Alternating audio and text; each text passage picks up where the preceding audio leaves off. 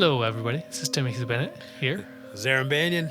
and this is B&B Banter Bros Goes to the Movies. Episode 6? Yes. Yes, I that's had right. to think about it. We're a few beers in, so Yep. this might be a little interesting. Yep. Because we think we established you're, 5 in? 6 in? Yep. And I'm cracking on my third, so. Yep. All right. So this episode, we are going to be talking about John Carpenter. Yep. Tim's feeling especially talkative right now. I did a lot of talking in the past, 45 minutes. Yeah, we had a nice long conversation before we started this episode, which we won't get into, but. No. Anyway, so we're going to talk about John Carpenter. He is an American director, famous for quite a few movies, actually. Yes. He's done quite the prolific. So there's a couple things about John Carpenter. Catalog. One is, he's got quite the filmography. Yeah. Two, he's quite the iconic filmography. And then third, he has quite the fan base. For sure. And he's had major classics, he's had major successes and cult classics. Yes. He is. Actually, I can't even say briefly summarize it because this is exactly what he's considered. He is one of the founding fathers of horror. Mm-hmm. So he is considered one of the 4 founding fathers of what's considered modern horror. And that would be John Carpenter, Wes Craven, Clive Barker, and God, I know there's somebody else, but I cannot think of. Yeah, right. I can't think of it as of right now. That's gonna fucking fester. But his most iconic film of all time that everybody knows him from would be Halloween, the movie Halloween, the 1978. I think we said that. Yeah. Halloween with Michael Myers. I would think that's film. Probably his most commercially successful. But it was technically independent. Really? Okay. Yeah, it was an independent film that made commercial success. I guess I look at it that way, the fact that commercially it's probably the most well known of his films. But it didn't right away either. Yeah. Really? Okay. No. It was. It didn't do. That's what makes it so iconic. Interesting. Okay. Yep. It's weird learning about these kind of directors and their films, or even actors and actresses about these films, and realizing that what we consider to be very commercialized. Yeah. Knowing when they were created that they weren't commercialized or they weren't studio friendly or whatever. It's really weird to think about where they've come from and the amount of time. It's easy to think that they're commercially successful because Halloween has so many sequels. Yeah, and then you go into the remake. There's five actual Halloweens, sequels. And there's H2O, which had. Well, Jamie Lee Curtis came back for that one. Yep, she came back, and then Busta Rhymes was in that one too. Oh God, that's right. There's that one. I think there's another Halloween movie in between Resurrection? that. Yes. Yeah, Halloween Resurrection. Yep. That came out not that long ago though. Or was H2O? H2O, I feel like was in the 90s or early 2000s, late 90s, early 2000s. Because I remember him the trailer had him coming down, he was one-handed, and he was coming down from the ceiling. He was literally holding himself up. And just lowering himself down. I'm like, that man can do a 1-arm push-up like no other. Just pull-up champion of the world.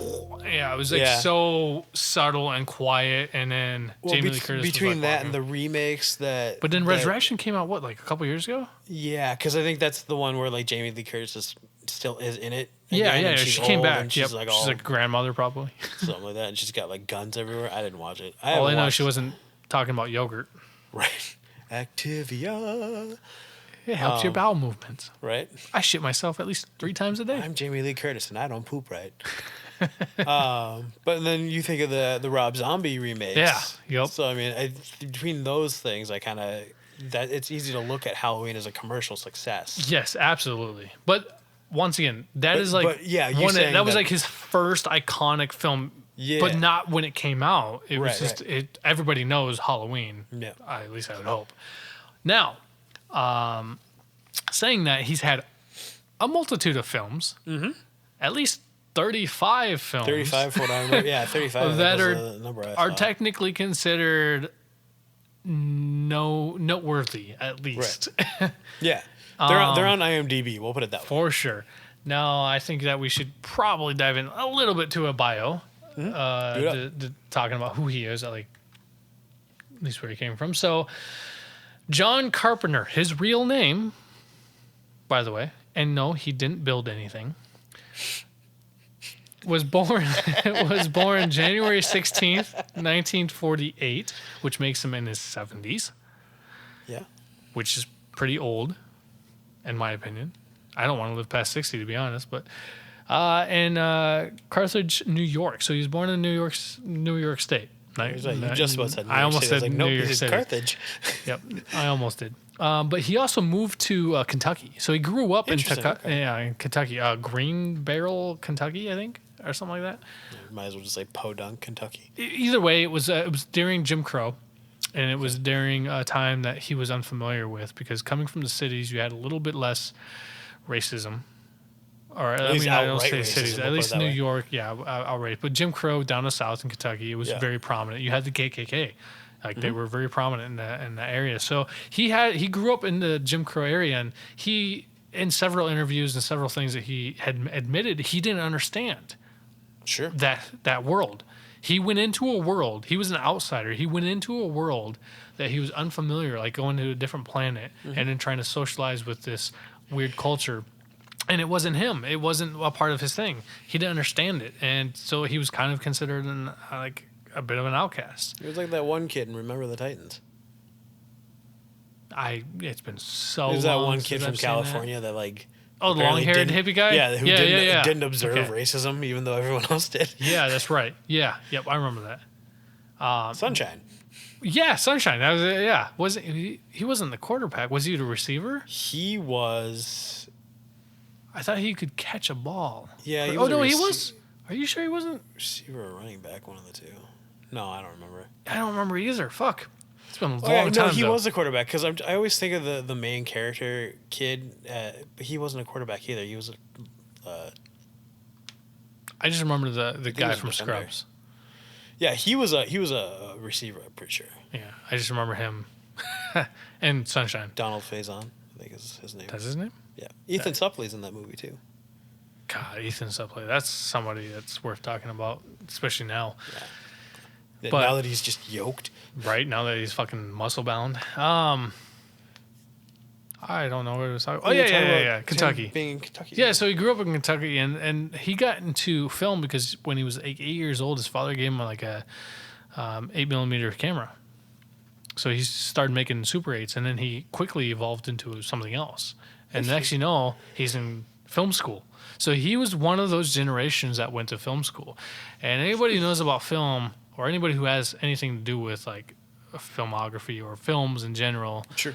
There's this battle like that. I don't want to say it's a battle, but it goes, do you need to go to film school or not?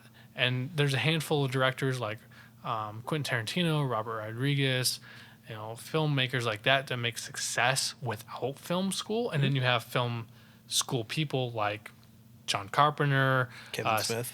Yep, Kevin Smith, Steven Spielberg, and Lucas. He's the biggest one. Like I think that falls under the same thing with culinary people. Like, do you need to go to school, or do you just get the experience? Oh yeah, absolutely. Actually, I don't know why I never repeat it. I'm a cook myself, so yeah, it's true. Like, I honestly feel like you don't need to go to school, a culinary school, to get into the industry. I feel like culinary school has its purpose for like learning traditional techniques or at least learning traditional. It depends on what you're cooking. Like around here, for the stuff that's done around our town, absolutely you don't not. It gives you a good jumping off point. Like I tell people that go to the tech college, like it'll give you a good jumping off point, give you a few things ahead of people, but ultimately it's not. But how many people have we worked with side by side, hand on hand, in training, who went to culinary school and don't know shit about the restaurant? Well, right, and that's the other thing. Is certain culinary schools teach you certain techniques and everything, and it's like, but they don't. That's not applicable to every restaurant you work at. Not at all, and they don't teach you how to use a knife properly either, for the most part. I think that's the biggest thing I've heard complaints about is they don't really teach you how to use a knife or how to use basic things that you really do need to develop to become a cook. I've heard they teach you how to cook things like, traditional French cuisine or things like that, and the differences and things like that. But for the most part, I've never heard any culinary student come out of culinary school going, I can use a knife because they taught me. Oh, it's totally different. I mean, I went to culinary school. Yeah? So I mean, They taught you how to use a knife properly? I mean, I've got, you forget or like you don't necessarily learn things or you kind of change after a time, but because I mean, I've got cuts and I've done damage to my hands with knives like to prove it, but they do. Wow. That's one of the first things they teach you is like they sit there and they fucking make you learn how to cut with a knife, how to hold your hands, how to make sure like you're using your knuckles as a guide. Yep. Things like that. Maybe things have changed since you were in school because at least the 5 people I can recall. I can remember a chef I worked for. Sorry, we're getting off topic a little bit. Just a little bit. He was sitting there just dialing away on fucking mushrooms. These button mushrooms. He's just got a pile of them. He's just slicing and just chopping away. And a food rep came in to talk to him, and like literally, he just picked his head up. He didn't stop cutting. Yep. He just picked his head up, and the guy was like, "Go finish what you're doing." He's like, "I'm fine." He's like, "I had to do this for 6 months before they let me actually cook anything." So, and he was he went to Cordon Bleu. Cool. Okay. So sorry, I blanked on what the name of the school was. So like he went through like a respectable school. Yeah, like a legit culinary program. So like they concentrate pretty hard on like teaching you the proper techniques. This is how you sharpen a knife. This is how you hold the knife. This is how you cut with a knife. Oh my god, the amount of people who don't know how to fucking steal a knife is redonkulous. The fact that they don't understand the difference between a sharpener steel blade, the flat, rougher one, to an actual steeler, and the difference is just, it baffles me. I can't tell you how many times I've said something like, "Oh, I'm just gonna true the blade," and they look at me like, "What?" Like, okay, well, I'm gonna first steal of all, we're gonna have to fucking have a discussion about this, but right. There's a couple kitchens. Past couple kitchens I've worked in haven't had steels, haven't had a steeler. Yeah. And I'm like, honestly speaking, working at Perkins, I work in a place where it's literally just. I do a lot of omelets. I make a lot of eggs and pancakes. We don't have anything. We have a couple regular knives, and there's mostly just like serrated bread knives. And I was like, why? And they were like, oh, this way people don't cut themselves as badly. I was like, what are you talking about? Yeah, it's incredible. It's one thing I can say about Chipotle that really helped me a lot. Yeah. Was it's probably the closest thing I will ever come to a culinary sense of teaching is Chipotle. Yeah. And you worked at Chipotle. You understand. So yeah, I know what you're talking about. They're ones that give a shit about what their employees are doing and knowing. But it's because they had to, because they gave a shit about their cut sizes. Mm-hmm. They dialed brutally anal about cut sizes. That was why I didn't make it. Like that's why I couldn't handle that place. It was like, you have to be able to cut this much lettuce in 15 minutes. It's like, go fuck yourself. Oh, I found that as a challenge. I fucking succeeded. Like I said, I could cut over a pound of chicken in 3 minutes flat. A whole piling third pan, which would be over the line, third pan, and 3 minutes flat. I don't know anybody who's been able to do that since. I know they've tried and failed. Winner! And my cut sizes, that's what it was. It wasn't just, I cut this. It was the cut sizes were consistent. Yep. But I'm also a guy who really strives. And that's what I tell people. Like, there's certain people that can thrive in a corporate format because that's me. They thrive on the consistency and the structure. Others like me don't. But I like both the worlds. I fit so naturally in both of them. I love that world of like Chipotle was literally a militarist stature. There was a hierarchy. There was a way to do things. It was cult-like almost in the way it was. Oh, it was done. Absolutely. But I also love that. I'm also a guy that goes a dash of this, a pinch of that. Yeah. That's why everyone always asks, like, "Oh, do you like baking or like cooking?" Like, no, baking's not a thing. Like, baking is a science. Cooking is improv. Yeah, I don't like baking. Yeah. I can do it, but I don't like it. I couldn't do it. I couldn't tell you how many times I would have just given up on a baking project if I had figured out, hey, I don't have this ingredient. Versus cooking something, I go, okay, well, I can substitute this. I can substitute. Hey, I'm out of baking soda. Well, I guess this whole recipe's fucked then, right? Yeah. Like, I don't have any chicken broth. Well, I can add a little bit more salt. Or, hey, if I have, chicken base, that'll work too. Exactly. or something like that. It's basically knowing how to substitute something for something else. So and I think that's part of why like I don't thrive in a corporate format. It's the same reason I don't bake. Yeah. Because you don't leave enough room for improv. Like I can't fucking work. Yeah. Like We apologize for ranting about cooking so much. We swear to God, we're comparing to film. right. This whole point We've really comes moved down. off of film, but we're getting back. And we're sorry, but the whole point comes down to whether or not film school versus not film school, and Right. it has the same connection. There's a parallel. Yeah, Like, the same connection, same parallel as culinary school versus non-culinary. I'm not one from culinary school, Yep. and yet I work in the industry, and I'm pretty well knowledged, and I Yeah. succeed. I'm pretty good. But same with filmmakers is like if you go to school for film, yeah, you learn certain traditional techniques. You learn the basic rule of thumb and all this stuff. You learn all these things, but then you have these successful filmmakers that don't go to film school who, once again, the love of film, the passion for film, has excelled their career into knowing, hey, I can do this anyway. the best way to look at it, I think, is the schooling gives you a foundation, and there are people that can actually just make their own foundation. Yep. And then they build like not saying anything about talent or whatever. Once the foundation is there, you build. Yeah. Some people get the foundation put in for them. Some people just build their own foundation out of whatever. And make it work either way. Yeah. So to bring it back to John Carpenter, he said that when he was in film school, his teacher straight out said like, "Hey, 99% of you will not succeed. Won't go anywhere." And John Carpenter's like, "I'm going to go somewhere," and he did. Yeah. Now, why we're talking about John Carpenter, other than he was just a random choice that we chose, that's our very elaborate and thought out, algorithm to who we talk about next. Right. It's We don't just have a dartboard. Practically, we don't throw darts. We have a board. We pointed our finger. Yes, with our eyes closed. That's a challenge. But he, by the way, it was Bowling Green, Kentucky. That's even worse than what I said. Oh, wow. Because what did you say, Green Barrel? Something like that. I was going off of the top of my head. But anyway, John Carpenter, he had a love for film. And one of the first films that he says that he loved was The Thing from Outer Space. That was like one of the first films that he saw back in, the 50s probably. That about right. he fell in love with. That he was like, this is what makes me want to become a filmmaker. He also said he grew up in a house that didn't have a TV. So Interesting.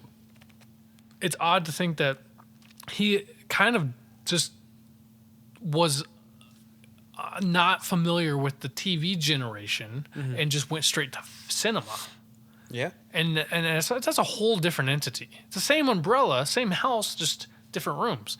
And so the fact that he was able to succeed so well in cinema is incredible. And one of his first film debuts was a student project called Dark Star that actually turned into a actual film debut. Interesting. Yep. I remember seeing Dark Star on his list of movies. I didn't know what it was about. Yeah, that was like his first film debut. Like that was the thing that it was started off as a school project and it actually turned into a featured film. And he got credited as a feature film. And then after that, he did Assault on Precinct 13, which was also a remake that recently Yeah, I remember there being a remake that long ago. with Lawrence Fishburne. Was that what it was? I thought it was Ethan Hawke. Was it? I thought it was John Travolta, but I have no. No, fucking that's idea. The Taking of Pelham 123. Oh, That's another remake. Once That's again- Denzel and John Travolta. once again, I have no idea. Yeah. I haven't seen it, but he literally had 2 films under his belt. And Assault on Precinct 13 was very controversial. There was a scene where pretty much assassin or a killer, because it was during the Jim Crow era, and so you had to deal with racism. It was really prominent within racism. You had like a black cop in this precinct, then you had practically these white terrorists coming in, and there's these criminals or these assassins or whatever who killed a little girl with an ice cream cone. was just this little 13-year-old girl with an ice cream cone, and she gets shot there. I thought you meant they killed her with an ice cream cone. No, I was no, like, no, what? no, no. This thug, this creature, this fucking thug creature guy. This thug comes out and he just like shoots her right there in the street, just bam, and that's it, and she dies. Damn. And it was very controversial. And John Carpenter says like it's not something I gambled with at the time. I was young, in my 20s. I was like, I'm gonna do this because I had something to say.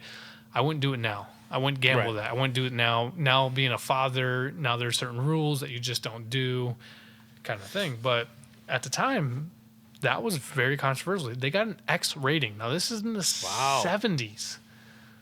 It was 1976 when this film came out, and that was an X rating. Wow. Which is right there with porn. Well, yeah, X rating is porn. It's like, My anything point. as quote unquote offensive. And it was porn. because of that one scene. It was just because of that little girl getting shot. That'd be a pretty hard R at this point, but it would be. It would be like an NC-17. I don't even know if it would hit an NC-17. I feel like NC-17 is beyond rated R. Well, and it is. I don't think it would hit an NC-17. Do you think it was just still I think it'd still be a hard R. Oh, yeah, I guess today if it was just... Actually, these days, I think it'd be you a get away hard with R. it as a 13. PG-13. Depending on how you filmed it. Depending on how you filmed it, yeah. I don't know. I haven't seen it, so I would have to watch it to really be able to go, hey, this would be a PG-13 now. But... yeah, you're right. It's probably more of an R because of the violence, for sure. I think NC-17 is really relegated more towards sexual content nowadays. You know what? I agree with you. Like I say, it might have been different back then, but I think nowadays, like a NC-17... it wasn't a thing back then, so... True. Yeah. NC-17... They had 3 ratings back then. Yeah, NC-17, I think, nowadays is really dependent on, like, sexual content. PG-13, I don't even think it was a thing. It was PG, R-rated, and an X. I think those was basically the 3 that they had. Interesting. Either way, he did that before he did Halloween, which was 1978. So Halloween, we talked about earlier, was his most iconic film, and that was with Michael Myers, about the serial killer going around killing babysitters, basically.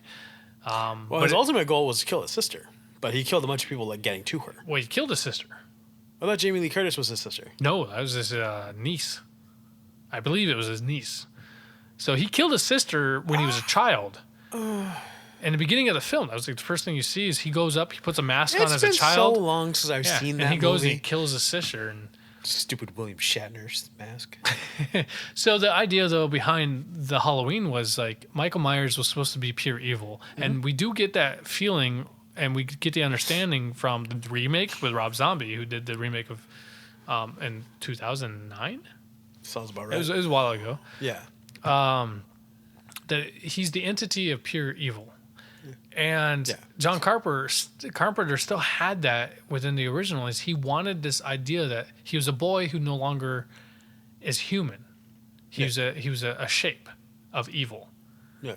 And that's exactly, he succeeded. That's what made that film so I don't know, big, so like horror-ish, so scary, was that it's almost like a neighbor that could just come over. Well, that's the thing. Like, I mean, I guess I didn't read that far into it, but I just remember, like, Michael Myers in the beginning of that movie just being a child, like, devoid of emotion. Yeah.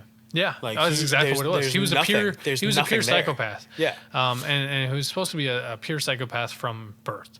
He's essentially epitome of evil. He's an entity of evil, pure evil. Yep. Yeah, it's fucking crazy to think about. Like, could that be a real thing?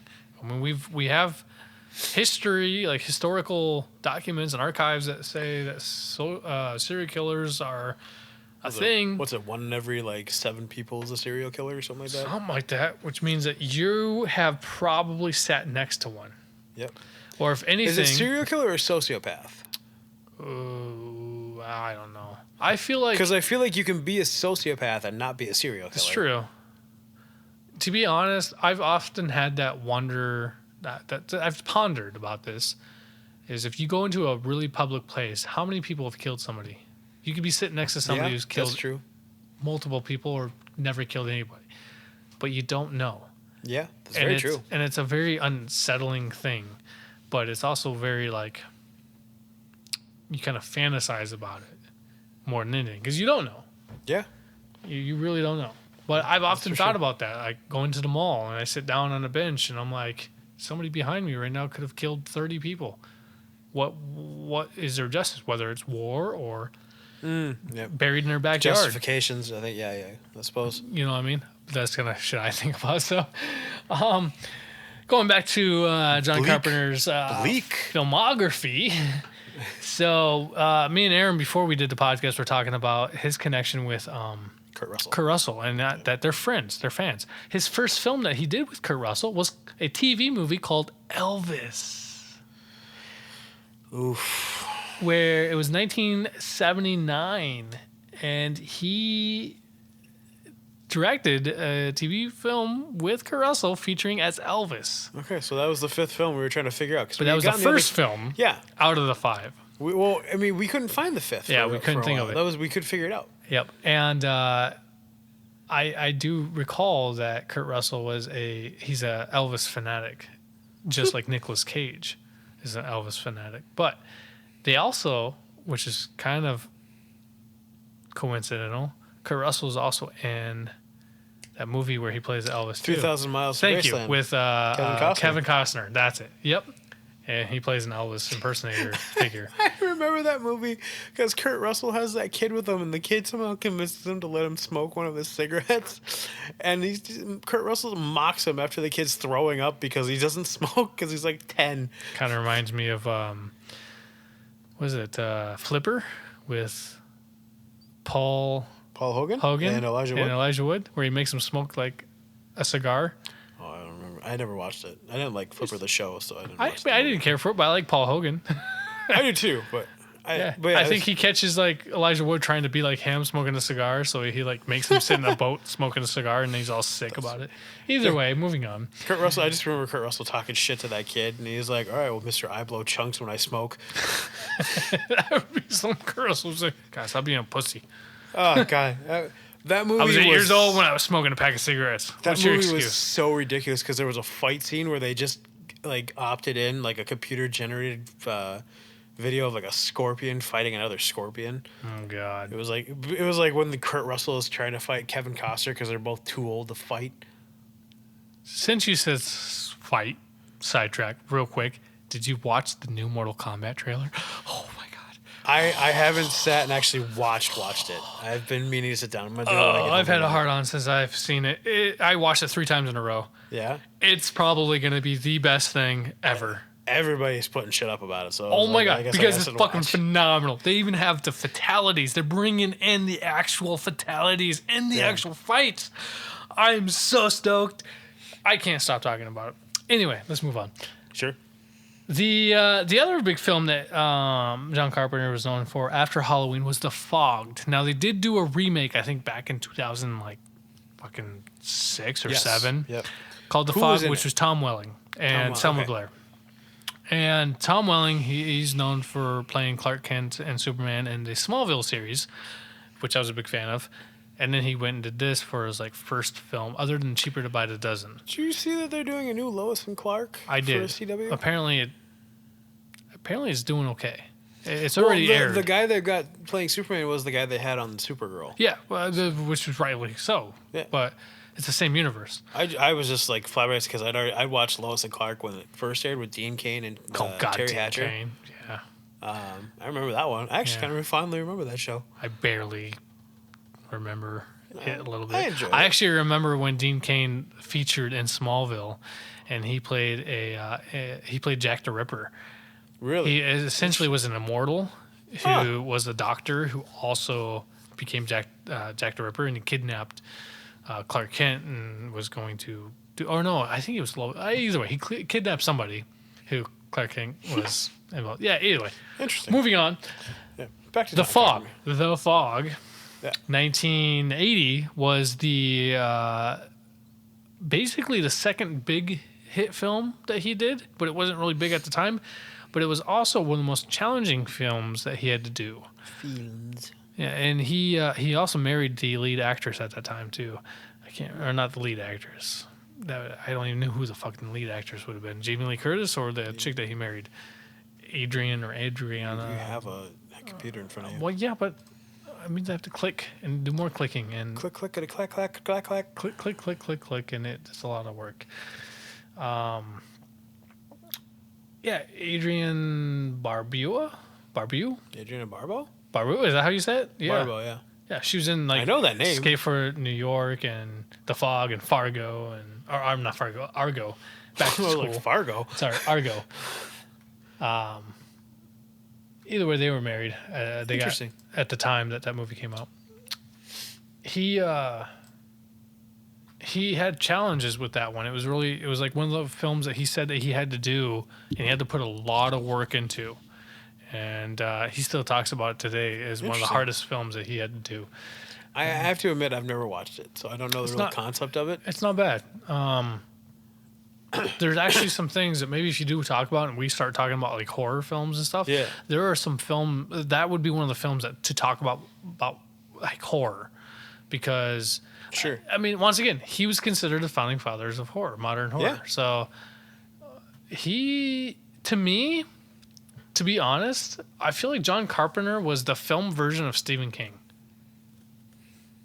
There's a comparison. That seems fair. Like, they have the same kind of idea about things that really freak people out. Sure. Especially for the time that they came out about the same time, too. So, then he did Escape from New York, which also featured Kurt Russell. Him and Kurt Russell are fans. And The Thing, which also featured Kurt Russell, which is fantastic. So The Thing was one of the biggest failures in his career. Cinematic which is bonkers, because that movie is so unsettling to me. Oh my god, it's great. But the biggest issue that it had at the time was it had to do with the monster. So you had two people that were working on it, two cinematographers. Oh, okay. And you had one guy that said, "Hey, we should like backlight everything and have the creature like be more in shadows, be more in the darkness, be more mysterious." And then you had this other guy said, "No, we're gonna fucking light that creature up within these lab lights, and it's gonna make it more unsettling." So they did both of that, and it was one of the first films that you saw the creature outright all the way through, and it's extremely fucked up. Like I say, I don't get turned off by movies a lot. The Thing actually unsettles me when I see, which is odd because, like I say, I'm not averse to those things. Yep. But The Thing of all movies like really unsettles me when I see like some of the people like starting to like be part of the monster and like show it. Yeah. Like especially there was the mutation that. Yeah, when you see him just start shaking and then stuff just starts coming out of him and it's like. Yeah. There was one where like I think they cut one guy's head off and then like legs sprouted out of the head and it was walking around and I was just like, nope. Yeah, I'm done. Yeah. Oh my god, it's like a little spider creature on the head. It's literally and the head's like upside down. So unsettling. I fucking agree with you, but I watched it. Don't get me wrong. I watched the movie, but I was like, I don't need this anymore. But The Thing really was one of those films that. It was the whole experience about the film was so unsettling. Like you said it best. There's nothing more to say about it other than it was just unsettling. You didn't like watching this film, but you couldn't look away. He built so much tension in between those spots where you saw the monster. Yeah. There was so much tension between the people that you didn't know for sure were dead. Yeah. Like... And then at the end, when it's literally just him, like Kurt Russell and the other guy, just looking at each other, like waiting to see who goes first or whatever, like was a killer ending. Yeah. To be honest, and they recently, in the past 5 or 6 years, they did or not a remake, it was a sequel. Yeah. It was a continuation. No? Was it a continuation? I thought it was like a prequel. No, it was a continuation. Okay.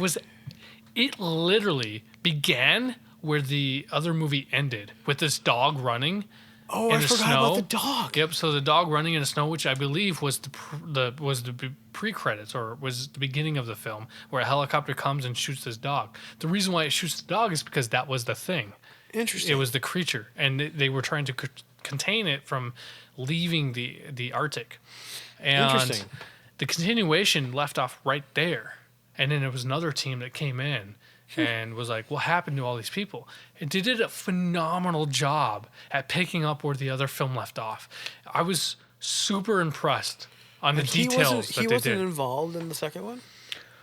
I don't believe so. Let me look real quick. Because, like, if anything, he may have been like a...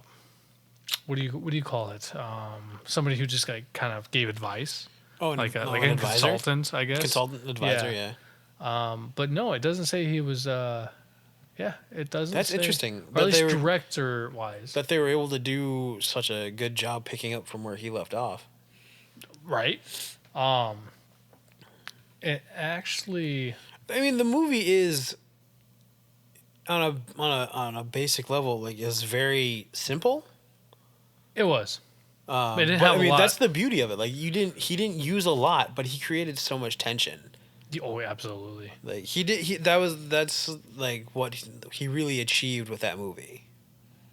Yeah, you don't need a lot though when you're dealing with, an alien foreign object in the Earth that's been there for hundreds of thousands of years. You know what's really funny to me, or not funny, I guess, but like what I think amuses you. That it catches what catches me is that it's not even the alien that's really the scary part. That's unsettling, but the scary part is the unknown. Like what that... No one knows who to trust. It's the paranoia that sets in. No one knows who to trust. Oh, so absolutely. Everyone's a problem. Right? Because in the film, they were going like, well, it doesn't digest metal. Right. Right? So they're going like, well, who has metal fillings? Who has metal this? Who has exactly. That is so true. It's the paranoia. In the film, in the helicopter, they didn't even know that the fucking guy in the helicopter was one of the creatures. Yeah.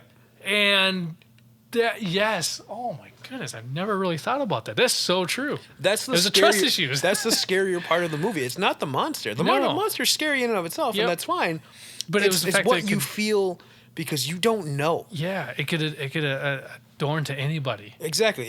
It could and was anybody. And the whole point about that was that you don't want this thing to escape, to go any further. And that was the whole reason why they were trying to figure this shit out, is because they knew right away. So just the thought that it could be anybody and it could escape and take over. Yep. Fuck, man. Yeah. God damn. Let's move on from that. Get a few beers in me. I get some good ideas.